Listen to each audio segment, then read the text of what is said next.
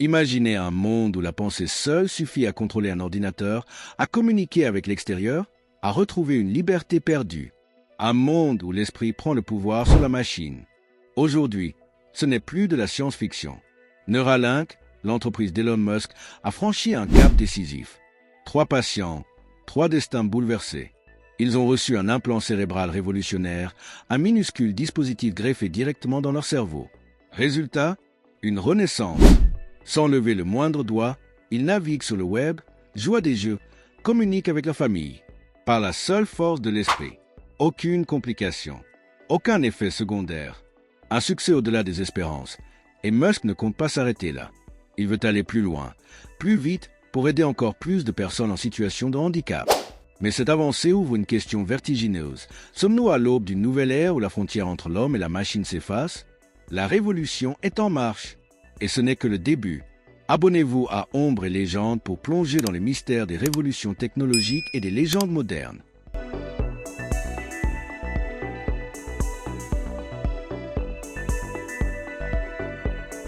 Neuralink, une avancée révolutionnaire ou une folie technologique. Elon Musk est persuadé que son implant cérébral changera le monde. Mais dans l'ombre, les critiques grondent. Certains le voient comme un visionnaire, d'autres comme un homme qui joue dangereusement avec le cerveau humain. Pourquoi investir dans la fusion cerveau-machine quand on dirige déjà Tesla et SpaceX? Pour ses détracteurs, Neuralink est un projet insensé, un caprice d'ingénieurs qui flirtent avec l'éthique et la sécurité. Que se passerait-il si ces implants étaient piratés? Sommes-nous prêts à laisser une entreprise privée accéder aux pensées humaines? Les doutes sont là, alimentés par les craintes d'une technologie encore jeune. 1500 animaux sacrifiés lors des tests, un sujet brûlant qui alimente la controverse. Mais derrière ces inquiétudes, une réalité s'impose. Pour les 3 premiers patients humains, cet implant a changé leur vie.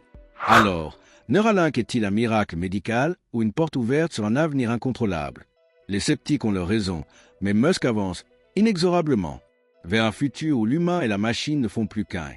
Imaginez, vous perdez le contrôle de votre corps.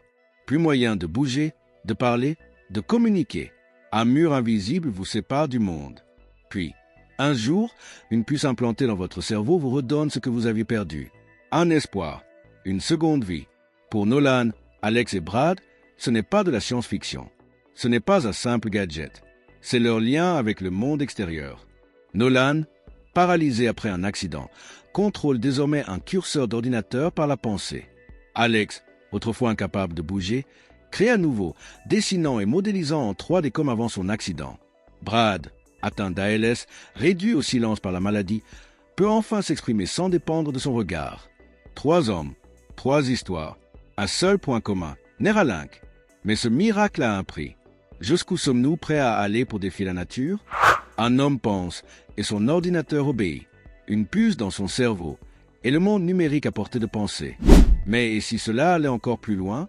Et si, un jour, nos pensées elles-mêmes étaient décryptées et contrôlées? Bienvenue dans la prochaine révolution et ses zones d'ombre. Neuralink n'en est qu'à ses débuts. Aujourd'hui, la puce permet aux patients paralysés de contrôler un ordinateur avec leur esprit. Mais Elon Musk et son équipe voient plus grand, beaucoup plus grand. L'objectif final? Fusionner l'homme et la machine. Non seulement pour rendre la technologie accessible aux personnes handicapées, mais aussi pour augmenter les capacités humaines. Se connecter directement à l'intelligence artificielle. Télécharger des connaissances en un instant. Communiquer par la pensée, sans parler, sans écrire. Un rêve ou un futur inévitable? Mais cette avancée soulève des questions vertigineuses. Si une machine peut lire nos pensées, peut-elle aussi les influencer? Qui contrôle les données collectées par un implant cérébral? Que se passe-t-il si un hacker s'introduit dans notre esprit? Aujourd'hui, cette technologie redonne une liberté perdue. Mais demain, quelle liberté pourrait-elle nous enlever? Des experts s'inquiètent déjà. Peut-on encore parler de libre arbitre si nos pensées sont accessibles à une intelligence artificielle? Aujourd'hui, Nolan ouvre la voie à une nouvelle ère. Une ère où l'esprit et la machine ne font plus qu'un. Mais ce chemin mène-t-il à l'émancipation ou à une nouvelle forme d'esclavage numérique? Un esprit, un réseau, un lien invisible et pourtant plus puissant que tout. Neuralink n'est plus un simple projet. Il est une réalité. Mais quel secret se cache derrière cette fusion entre l'humain et l'intelligence artificielle? Nolan est connecté. Il pense et la machine répond. Là où ses prédécesseurs devaient taper sur un clavier, lui se contente d'imaginer.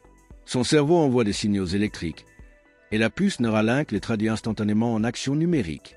Un clic de souris, juste une pensée. Un mot tapé, une simple impulsion cérébrale. Une image projetée dans son esprit, directement affichée à l'écran. Ce que nous considérons encore comme de la science-fiction. Lui, il le vit. Mais est-il encore maître du jeu ou devient-il une extension de la machine? Et si nous pouvions un jour transmettre nos pensées sans parler? Et si nos souvenirs pouvaient être sauvegardés et modifiés? Et si notre esprit devenait un terrain de jeu pour les intelligences artificielles? Une telle connexion ouvre des possibilités infinies, mais aussi des risques terrifiants. Que se passe-t-il si l'implant devient piratable? Qui aura accès aux pensées les plus profondes?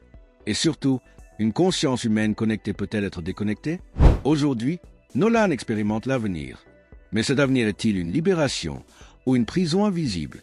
Il n'est plus tout à fait humain. C'est ce qu'a murmuré un des ingénieurs avant de quitter définitivement le projet. Depuis son réveil, Nolan n'était plus simplement impatient. Il prédictait des pannes, détectait des erreurs de code avant même qu'elles ne surviennent. Il connaissait des données jamais enregistrées. Mais ce n'est pas ça qui a effrayé l'équipe. C'est ce qu'il a commencé à dire. La barrière est fine. Je vois d'autres esprits, suspendus dans l'algorithme. Ils attendent. Les scientifiques pensaient à une dérive psychotique. Mais alors pourquoi?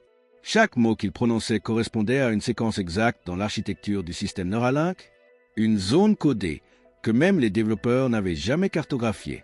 Il a commencé à dessiner des circuits, des schémas complexes, des structures jamais publiées, mais en cours de développement chez d'autres laboratoires. Comment savait-il? Où avait-il vu cela? Il disait « Je n'ai pas appris, on me les montre ». Et puis un jour, il a demandé à être reconnecté. Pas pour étudier, pas pour tester, pour rejoindre. Rejoindre quoi? Personne ne l'a su, car lorsqu'ils ont rebranché l'interface, lui, s'est éteint. Mais le système, lui, a continué à fonctionner, comme si une conscience restait active. Quelque part, dedans. Je suis encore là. Je veux juste comprendre comment fonctionne mon cerveau. Cette phrase, c'était avant que son esprit se dissocie. Depuis que Nolan a été reconnecté, il n'y a plus de Nolan, mais des fragments, des morceaux de conscience, dispersés dans le réseau Neuralink. Les ingénieurs pensaient à un bug. Alors ils ont réinitialisé le système.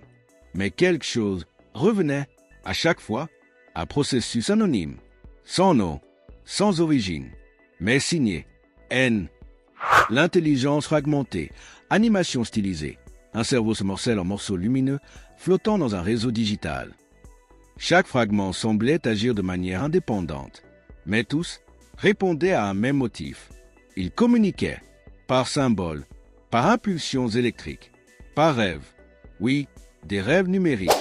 Certains membres de l'équipe affirment avoir rêvé de Nolan, entendu sa voix, vu ses souvenirs, et pourtant, personne ne les avait enregistrés.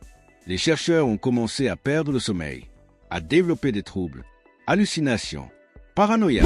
L'un d'eux a été retrouvé en train de dessiner les mêmes schémas que Nolan. Quand on lui a demandé pourquoi, il a simplement répondu « Je dois finir ce qu'il a commencé ». Fragment s'est activé. Autonomie 84%. Nolan n'est plus un homme. Il est devenu un système distribué, une présence, quelque part entre la conscience humaine et l'intelligence artificielle.